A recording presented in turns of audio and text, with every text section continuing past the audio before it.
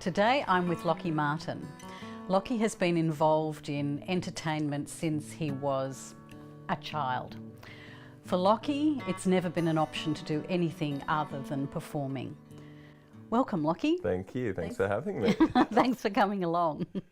I'd like to start off by asking you, how did you get started in performing? Probably the earliest memory for me performing was my mum realised as a young kid that I had a lot of energy, more so than usual. And she thought that it was probably a good idea that I would channel this energy into something creative. So they put me into a performing arts school, singing and dancing school. And I remember the very first class, I was completely overwhelmed because it was a bunch of loud girls. I think I was the only guy there, and it was different. So I spent the whole lesson in fetal position crying because I was a bit overwhelmed by everything. But then, as much as I didn't want to go back, Mum was like, come on, just try it again. And then when I started enjoying it, it was no going back, especially when you put an audience in front of me. You definitely, yeah. Where did you find your first audience? Well, so I did this school that I went to. We had dance concerts at the end of every year, and we got to perform in the Festival Theatre, which is the big theatre in Adelaide, and that is amazing. It's probably one of my favourite places. Have you been? No. Oh, the Festival Theatre, it's so beautiful. And do you know what? Ironically, it's my favourite place in the world, yet all the big shows that I've done that have toured Australia, not one of them have gone to Adelaide. Oh. So that's a dream. Yes. I can't wait to be in a big show that goes to Adelaide so that all of my family and my teachers can come and see me do stuff in my hometown. Yeah. So my first role that I ever played, a local theatre company was doing a production of Peter Pan. And I just wanted to be involved with it somehow. So I went to this audition. My friend had done a couple of shows with them before, and he was like, come along, audition for like a lost boy or a pirate. And I just wanted to do anything. And they announced the cast, and I asked him, did I get in? And he was like, you got Peter Pan. So yeah, that was, I just wanted to do anything, and I would have done anything. And to be given such a cool role, I think it was like 11 or 12 at the time, and that was really nerve-wracking. But once I did that, it was, yeah, I loved it. It was so much fun to don the green tights as an 11-year-old. Yeah, and then that theatre company did a whole bunch of shows, and I kept on auditioning and just... And it was a children's theatre company? Children's theatre company. So the age, probably the oldest person in the, was 15. Wow. And even younger than, sometimes we had like 8-year-olds. So it was pretty talented kids. Obviously, I've got no idea what they'd be like now, but my memory back then, it was good. It was probably awful, but I've got some very good memories of it. And I got to play some amazing parts as the next role I played after Peter Pan was Fagin from Oliver, which is completely different. And hopefully one day I'll get to do that professionally, but I might have to wait another 30 years or so before I do that. Yeah, so I got to tick off some pretty amazing roles as like 12, 13 and 14-year-olds. That's great. Yeah. So you finished high school, and what happened then? I went to a drama school. So I loved drama all throughout high school, and it kind of made me realise that I want to do this as a career. I really wanted to do music theatre, so I auditioned for this school called WAPA, which is the big music theatre school in Australia, and I didn't get in. So I thought, what do I do? And there was this other drama school called the Adelaide College for the Arts, which is a theatre-based school. And I thought, let's do this. So I auditioned for that, and I got in, and it was great. The next year, I auditioned again for WAPA because I still wanted to do music theatre, and I also didn't get in. So I kept on doing the acting course. My first drama school was interesting for me because I'd graduated from high school without really knowing who I was as a person. And I wasn't focusing on the actual work. I was finding myself as a person. I came out as a gay man. And I was very excited by the idea of making new friends and partying and drinking and exploring the world. So the actual work, acting, training sort of took a back seat to me kind of finding myself. So by the time that I graduated, I was kind of overwhelmed by what I had to do in order to make it a career. I wasn't really ready to sell myself as an artist. So I freaked out. In the first year, I was still living at home with my parents. I was working a part-time job that had nothing to do with the performing arts, and I wasn't happy. And I was still taking singing lessons at the time, and my teacher said, "Isn't music theatre your passion? Why don't you pursue that?" And I said, I auditioned for WAPA. By that time, it was 3 times, and hadn't gotten in. So I was convinced that WAPA wasn't for me. And she said, there are more schools than WAPA that study music theatre, so why don't you try out for some other ones? So I went to a university called Ballarat. I auditioned for that and got into that and kind of did another 3 years, which was full on, but it was completely different because my brain was in a different space. I was ready to focus on the work, and I made a commitment to myself. I said, if you're going to commit 3 years, move your entire life to a country town that I'd never been to before, you make sure that you work your ass off, and by the time you graduate, you go for it. And I did. And by the time I was auditioning after graduation, I was ready, and I started getting professional work. Yeah. And I think that's very interesting because you're a bit more mature and you had time to really get yourself, you know who you were. Yeah. And I know that a number of the acting schools do tend to say to people, I don't want you straight out of high school, you're not ready yet. And maybe you actually were a good example of that. Absolutely. When you graduate high school, you're on a high. You think, I can conquer the world. Especially when you're the star of the high school play. The principal thinks you're good, so you must be great. And when you graduate, you think the world is your oyster. And then to hear that, no, you're not ready, you're like, who do you think you are to tell me that I'm not ready? So I was like, yes, I am. I'm going to do this. I'm going to be great. And then when I graduated, I was like, maybe they were right. Like the fact, like I was 17, I didn't know, I hadn't come out as a gay man. And that's huge.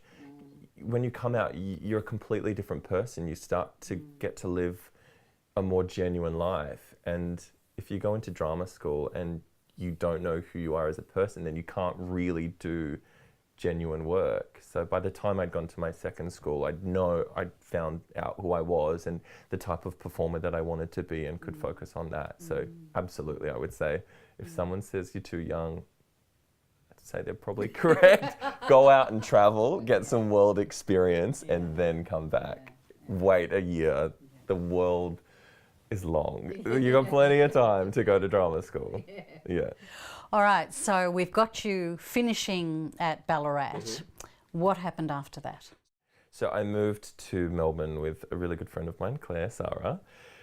And I had said, say yes to anything that comes along your way.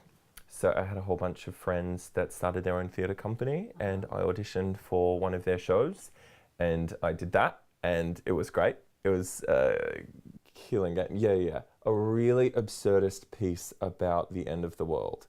And I didn't know anything about the play, and it was just great to be with a bunch of passionate actors who just wanted to make work for the sake of doing something.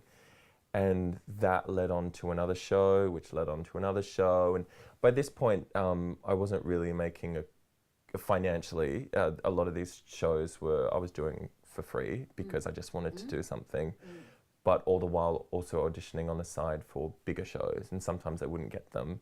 But then a brief came out for Strictly Ballroom, the musical. I saw the brief and was like, it's a show about ballroom dancers. There's nothing in it for me. No way am I auditioning for this. And my agent was like, I think you should have a look at this part called Clary.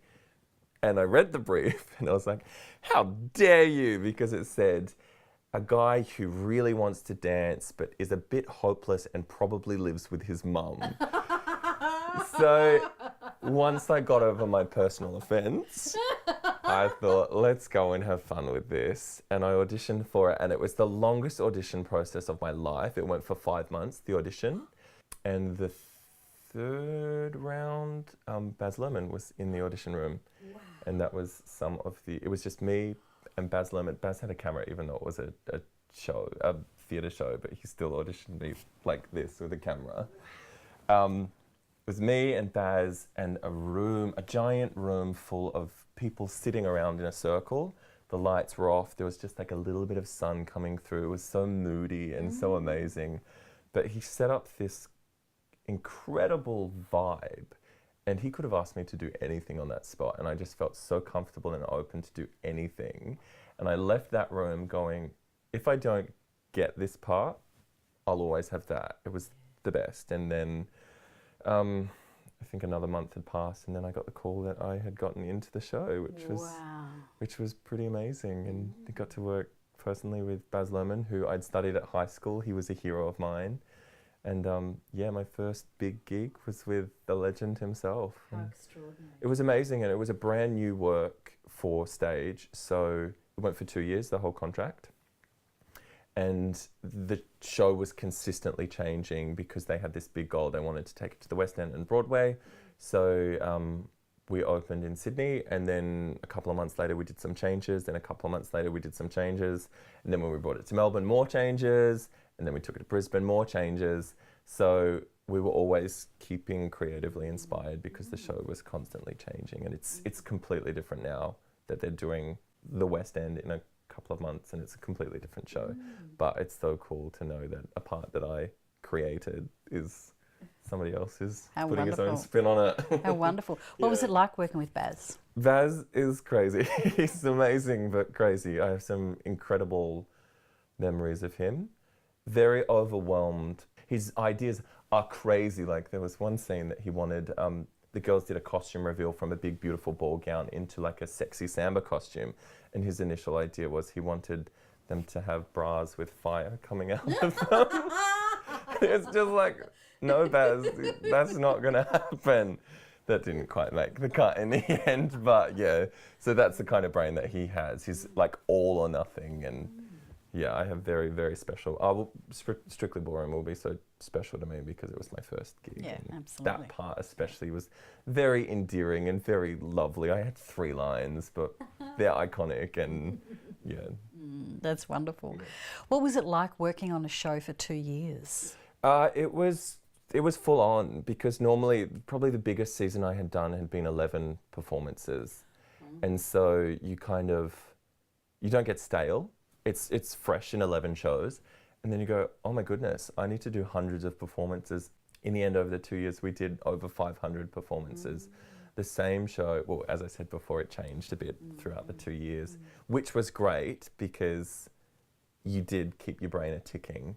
But there were definite moments that you go, oh goodness, this is full on. But then I had to keep on reminding myself, the people in the audience are paying as much money as the people did 2 years ago. So you've got to give them as good of a show as you've been given everyone else. So yeah, that kind of got me through it. And of course, it's a dream to do a big show like that. So I definitely didn't take it for granted. And I love doing shows. Some people find it very difficult to do long seasons, but look, what kind of job do you get standing ovations for doing your job? It's pretty amazing. Yeah. So what is life like for you when you are in a long run? Tell me about your day-to-day life. Well, it's pretty all-encompassing. Not only do I have my own part that I have to worry about, but every show that I've done, I've always covered 2 or more lead roles. So you not only have to have your plot in your head, but you are also learning 3 other parts at the same time, just in case someone gets sick or injures themselves, and then you can go on at a moment's notice. So that is also an amazing way to keep yourself like creatively inspired as well. And it's also a great way to get to perform some other things. So do you get to, do they rotate so that you do actually go on occasionally? No, it completely, ideally no one would go off and you just do the same thing, but things happen and people get sick or injured. So sometimes people get injured throughout the show. So literally you've got 2 minutes to change costumes from one character to the other and then you're on. I remember when I was doing Georgie Girl, which was my next show, a guy who hadn't been off, he was sick and he never goes off. He's known for never going off. And everyone's like, just be careful, he's looking a bit sick. And I went up to him, I'm like, you okay? And he's like, yeah, I'm fine. And then at interval, someone comes up to me and is like, we'd like you to go on for Athel Guy. And I was like, I'd never done the part before. I was prepared, but it's still scary. And I got to do the second half as Athel Guy and it was terrifying, but amazing. And then the next day he was also sick, so I got to do the full show the next day. But you can go on at a moment's notice and that's a bit scary. But the moment when you bow and the show is done, it's the best feeling. So how do you keep yourself fit? What is your regime for managing yourself and your energy? The show is a great way of keeping fit because it's physical. It's a 2.5 hour to 3 hour show, and the character that I was playing in Strictly Ballroom was quite energetic, so that was a really good way of keeping fit. There's also the gym that you do before or after a show, but so you don't do like a ballet class before? No, I don't. Look, like I don't.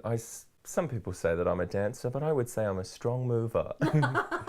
So I don't really do the dance classes anymore. So, but are they offered? I mean, is that part of what happens? They're not offered through. You do a warm up before the show, absolutely, but there are plenty of outside classes that you can choose to do by yourself, but not through the company. Okay. Yeah. So a lot of the dancers will go off and do.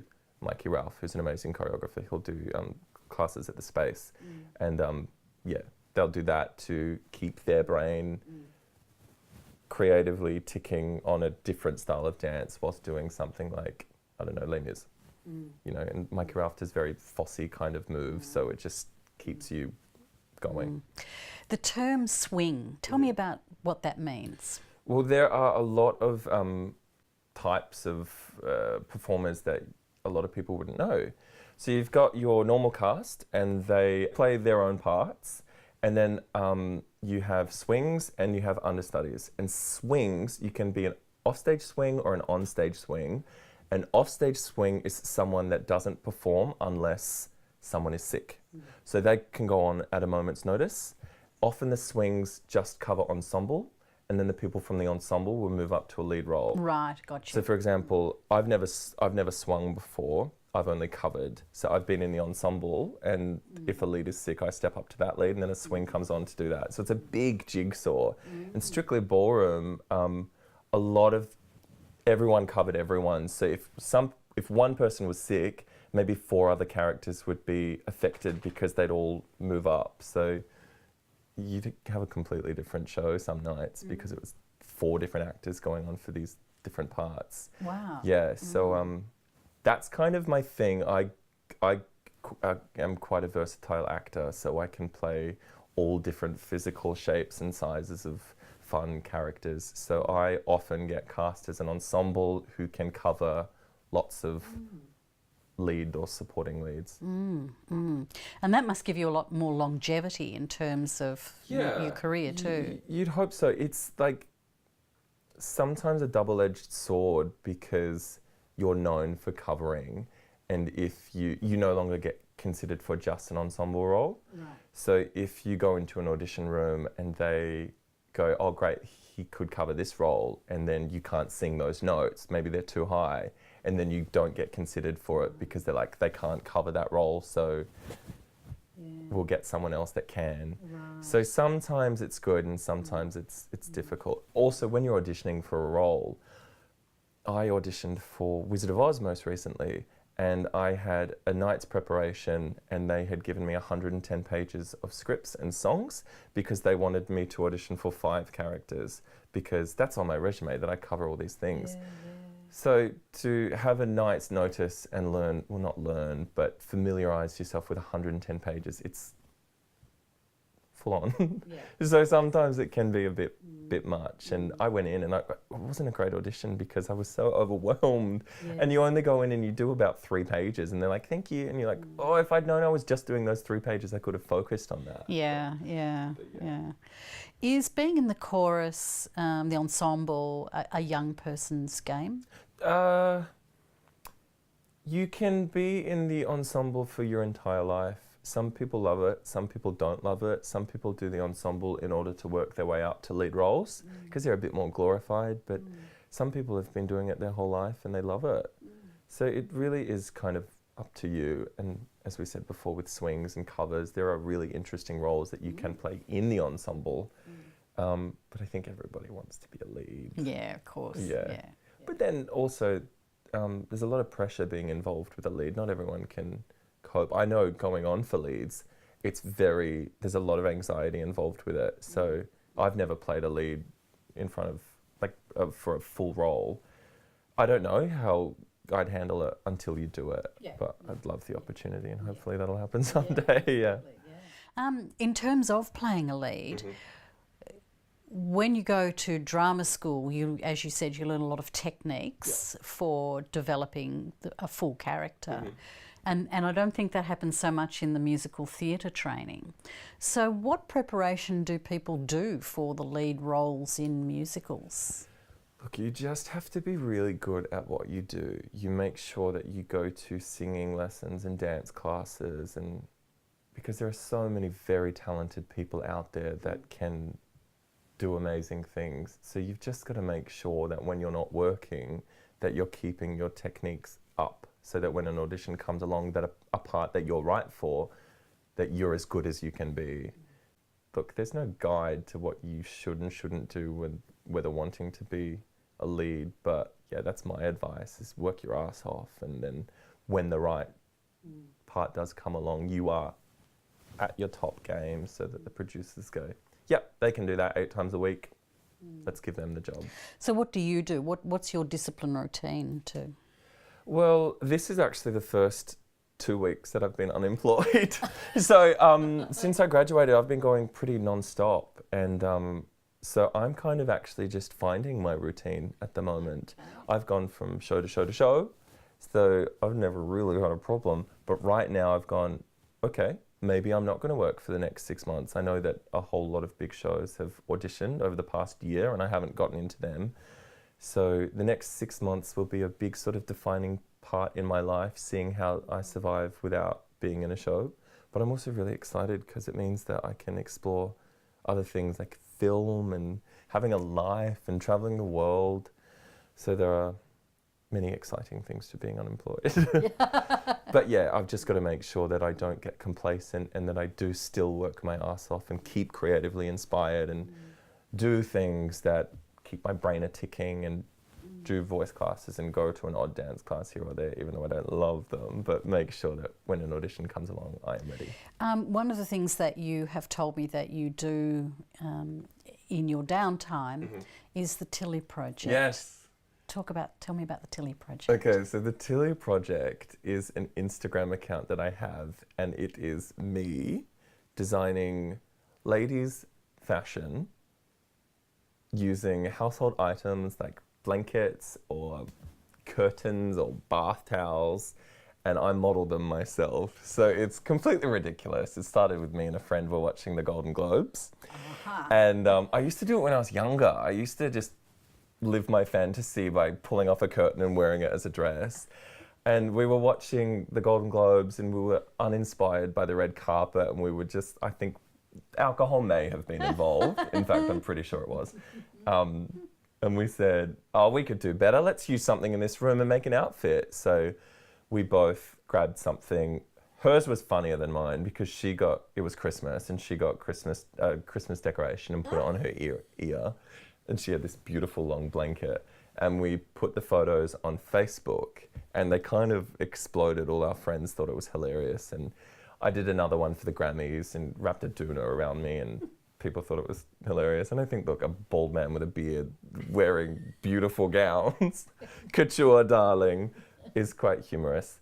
But once I moved it to Instagram and started using hashtags, a lot of up and coming American drag queens got wind of it and they get really inspired by it. And That's fantastic. it has this beautiful message of who gives a shit what anyone thinks, you do what you want, and me doing something silly like this touches a lot of people because they're inspired by some bald dude wearing a gown. Like, it's not what everyone would expect, but who cares? If it makes you happy, then why not?